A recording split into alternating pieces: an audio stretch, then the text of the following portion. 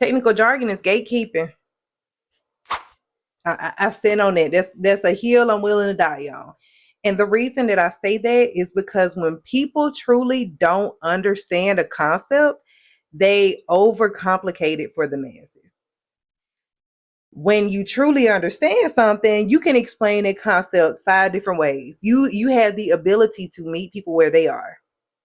And that is evidence of foundational understanding of any concept, from tech to historical concepts to socioeconomics to sociology to psychology. It don't matter.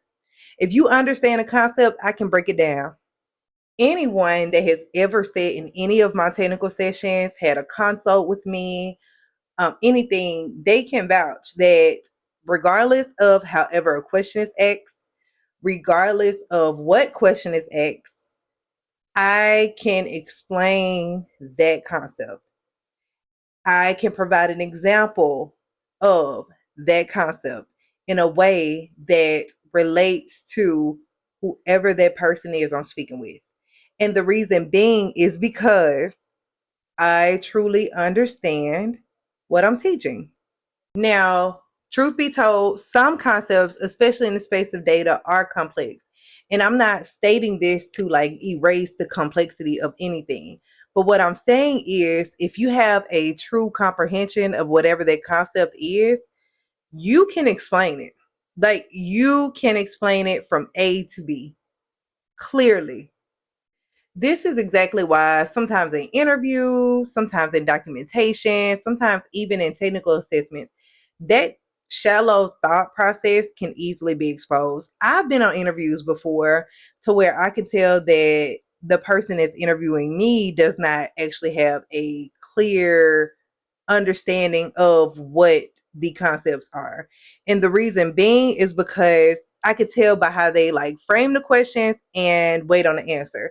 So typically, a lot of times when people don't have like that core, like if you don't fully understand the tech beyond like the buzzwords and stuff, you're listening for like those buzzwords. You're listening for like that specific word as opposed to evidence of application.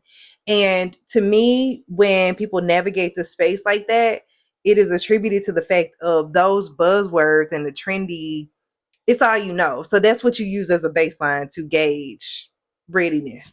When in reality, that is not evidence of application.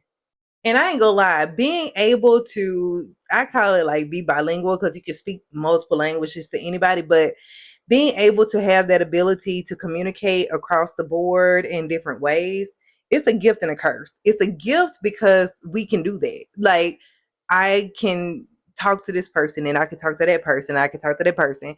But it's also a curse because of the same thing. You could talk to these different audiences, but in a way, it could possibly create a false sense of understanding to someone if they get in a room with someone else that does not have that ability, because they instantly internalize it to the point of, well, maybe I don't understand. Well, maybe, I did fail, or maybe my comprehension wasn't that great. When in reality, it's just evidence of the person that you're probably having a conversation with. It might be a little gap there. So it's a gift and a curse.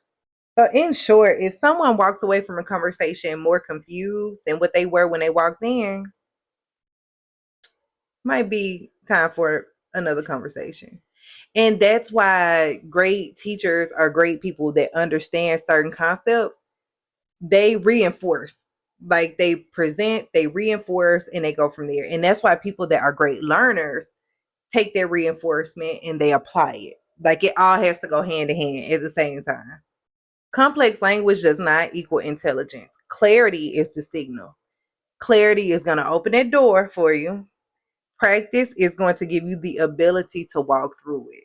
And that's in any concept. That's in tech. That's in anything. And real experience sounds simple because if that person understands it at a deeper level, they make it sound like that. So it's just evidence of their understanding and their ability to be able to communicate that.